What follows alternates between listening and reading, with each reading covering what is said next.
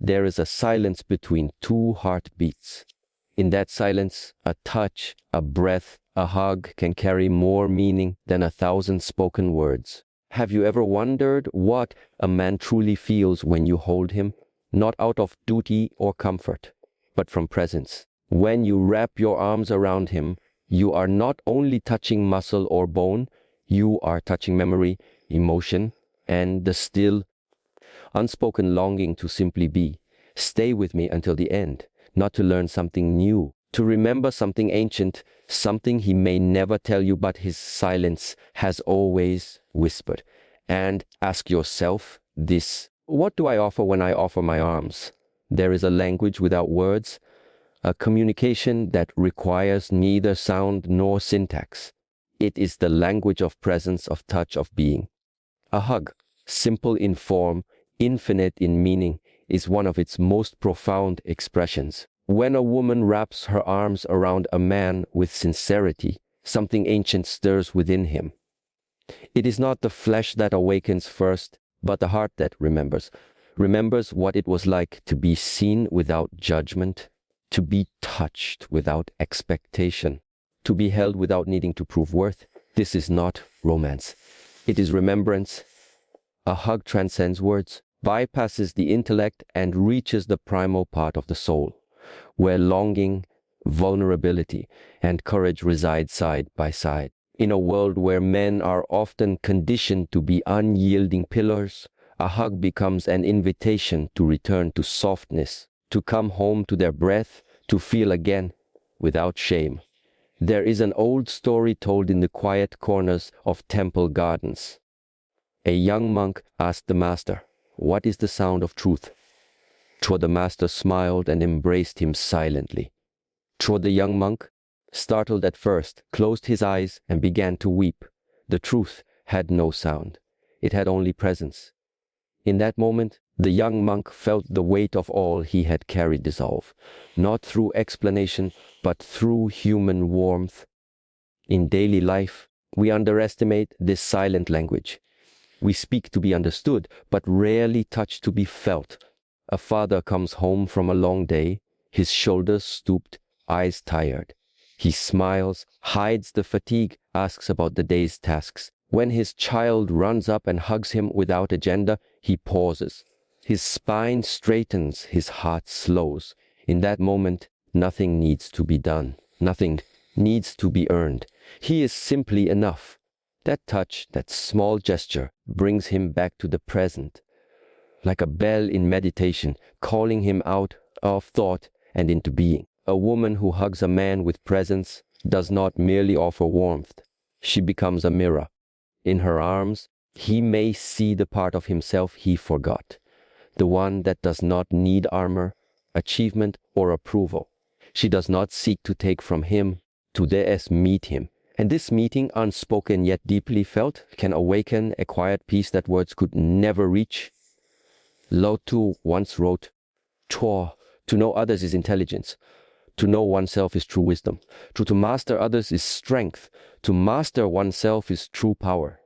And yet, how often does the mastery of self begin with something as simple, as humble as a hug? The strength to surrender, the courage to feel, the wisdom to be still. When we think of communication, we think of expression. Perhaps the most sacred communication is reception, the ability to receive without fear. A man who allows himself to receive a hug, not out of politeness but out of presence, is not weak. He is opening the gate to his deeper self. Touch is the first language we ever knew, before speech, before thought. It is the whisper of life itself. And a hug, given in true stillness, becomes a form of healing. Not because it fixes, but because it remembers what the mind forgets, that we are already whole, and now we step quietly into a deeper space. If the first truth is that a hug speaks where words cannot, second is that it awakens both the warrior and the wound. In every man lives both the strength to protect and the fragility that longs to be seen. They are not opposites. They are twins born of the same soul. When a man is hugged, not in passing, with full attention, Both these aspects come to the surface. The strong part may instinctively resist. The wounded part may shrink back. But if the embrace remains steady, both eventually surrender. There is a parable from the mountains of old Tuo. A warrior, weary from battle, came to a hermit's hut. Saw the hermit, offered him shelter, and wrapped a blanket around his shoulders. Saw the warrior, shaking his sword, and wept. "Chuo, why now?" he asked. Chuo the hermit replied, "Because no one ever embraced the warrior and the wound." This is the quiet truth of what a hug can awaken. It is not merely affection. It is an acknowledgement. In that moment, the man feels the weight of years of hiding, hardening, holding back. He may not show it outwardly. He may not speak of it. But something inside shifts, and that shift is sacred. In nature, we see this reflected in the tree that stands tall through storms. Its bark is tough. Its roots are deep. Beneath that bark flows soft sap, life-giving, fragile, essential. If you cut too deep, you wound the very thing that keeps the tree alive. And yet, it is this very sap that feeds its strength.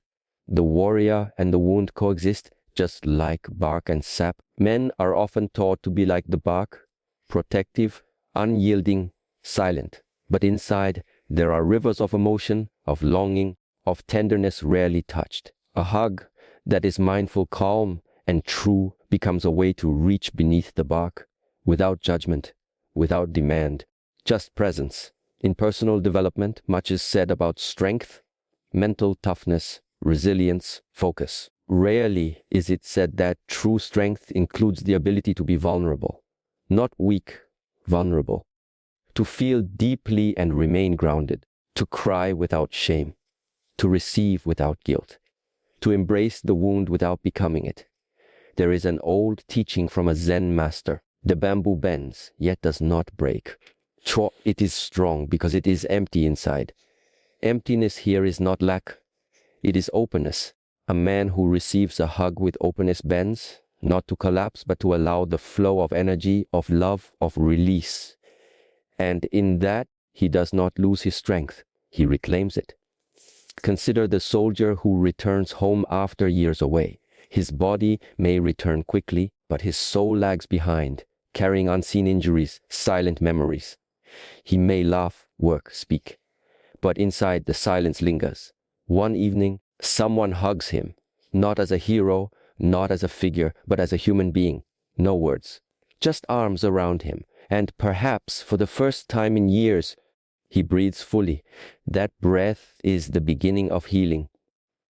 Not a cure, but a crack where the light enters. Awaken the warrior, and the wound is to remind a man that he is allowed to be whole, not either or, not this or that, but both, to be the protector and the one who longs to be protected, to give love and to receive it fully. When we hug a man with this awareness, we do not just comfort, we invite integration. The scattered parts of himself, toughness, tenderness, pride, pain, begin to circle back, birds returning home at dusk. He may not say thank you. He may not even realize it at first, but he will feel it. And in time, he may remember who he was before the world told him who to be. Thus, the hug becomes a meditation, a sacred moment of reunion, a place where the breath slows, the mind quiets, and the heart remembers. Let us then not be afraid of silence. Let us not rush to fix what only presence can soothe. In our stillness, in our touch, in our being, we offer more than comfort. We offer return, and in this return, the warrior may finally rest, and the wound may finally be seen, not as a flaw, as proof that he has lived, loved, and longed deeply. The journey continues not forward, but inward. Quietly, gently, breath by breath, the mind is a guardian, sharp, alert, often protective. It stands at the gates of experience, sorting, measuring, weighing every moment against what is known, what is safe, what has been. It defends, it analyzes, it questions. But the heart, the true heart, does not measure. It receives, it feels, it knows without needing to prove. When a man is hugged, his first response may arise from the mind. Is this safe? What does this mean? Should I yield? But a deeper part of him, older than thought, wiser than logic, knows that this moment is not for calculation, but for connection. The hug, if sincere, does not ask for anything. It does not press, demand, or invade. It simply offers. And it is this offering that can soften the gates of the mind. For touch does not knock on the door of intellect. It walks through the garden of sensation straight into the courtyard of being. In the stillness of a true embrace, the mind begins to loosen its grip and the heart remembers how to open. There is a parable shared in the quiet chambers of the old monasteries. A traveler came to a walled city and asked for entry. The guards refused, citing rules, fears, memories of past harm. The traveler left a gift each day at the gate, a flower, a loaf of bread, a simple song. So weeks passed. The guards grew curious. One day they opened the door, not because the traveler demanded, because he had reminded them what kindness feels like. So is the journey from the mind to the heart. A hug may not force its way in, but it reminds, it invites. It offers a quiet consistency that says, here it is safe to be seen. Here you do not need to defend. In nature, we find this wisdom mirrored. Watch how the petals of a lotus unfold. Not all at once, but gently with the warmth of morning sun. The sun does not pull, it shines. And the flower opens of its own accord. A man whose mind is always on guard may not show it. He may appear calm, confident, even open. But within, the wheels turn, thoughts spiral, worries echo, and the body, though upright, holds tension like a clenched fist. But when touched by sincerity, when hugged not as a ritual, but as a refuge, that tension may begin to release, not all at once, but enough. This is not weakness, it is returning. There is an ancient passage from the teachings of Rinzai, the Zen master. For when the mind stops seeking, the heart begins to see. To hug a man in such a way that his mind pauses, even briefly, is a great gift. For in that pause, the heart steps forward, and in the heart, he finds what the mind cannot grasp: peace without explanation, love without condition, presence without effort. In the practice of self-mastery, we often train the mind to focus, to discipline, to analyze. True mastery includes knowing when to let the mind rest, when to allow the heart its voice. And sometimes that voice speaks not in words, but in silence through arms wrapped gently around the form that holds both warrior and child. Let us remember the mind protects, but the heart receives. A hug speaks to the receiver, not the defender. And when it is received, not just felt, let in, a quiet shift begins. The man who once lived from the head starts to feel from the soul. And this, though subtle, is a revolution. Now, as we walk further along this path of reflection, we arrive at perhaps the most sacred truth of all. To hug a man is to remind him he's human, not a title, not a task, not a role. Humor in this world, men are often defined by what they do, their value measured by their performance, their ability to provide, their capacity to endure. But beneath all the doing is the being, and being is not a task. It is a state, a presence, a breath. When a man is hugged genuinely, wordlessly, lovingly, he is reminded that he does not have to become anything in that moment. He does not have to carry, achieve, protect, fix, or solve.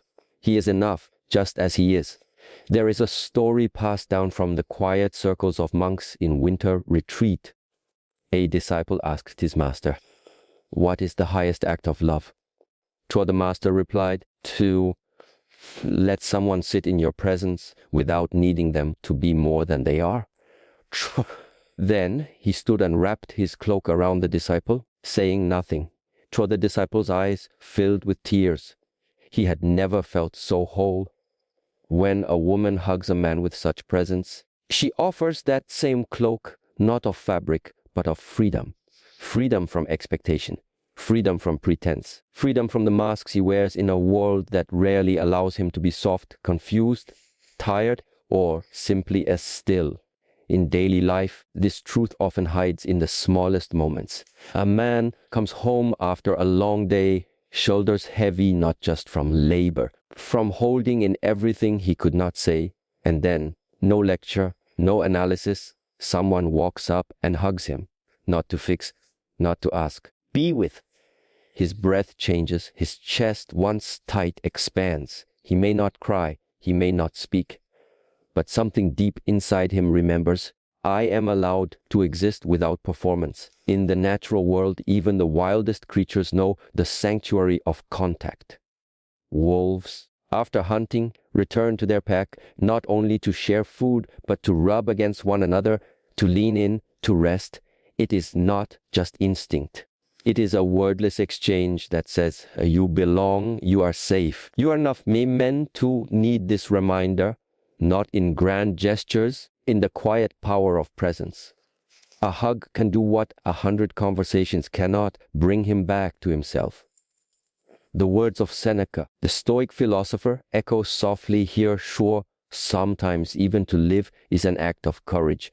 How many men live daily with unspoken battles, internal wars no one sees, and how few are ever told you are brave not for conquering, simply for continuing to walk with such weight. To hug a man is to recognize this quiet courage, not to idolize it, not to demand more of it, to bow to it silently through contact. And in that bowing, in that embracing, he is reminded he is not a machine. He is not a solution. He is not a role to be filled. He is human. In that humanness is breath. In that breath is truth. And in that truth, there is peace. So as we come to rest at the end of this long and quiet journey, let us remember a hug offered with sincerity is a temple, a place of return. It is not made of stone or silence, but of presence and permission. To hold a man in such a way that his mind can rest, his wounds can soften, and his humanity can be honored. This is a form of wisdom no book can teach, no philosophy can define. It is simple, and in its simplicity, sacred. So the next time you wrap your arms around him, do not ask what he feels. Do not seek to change him.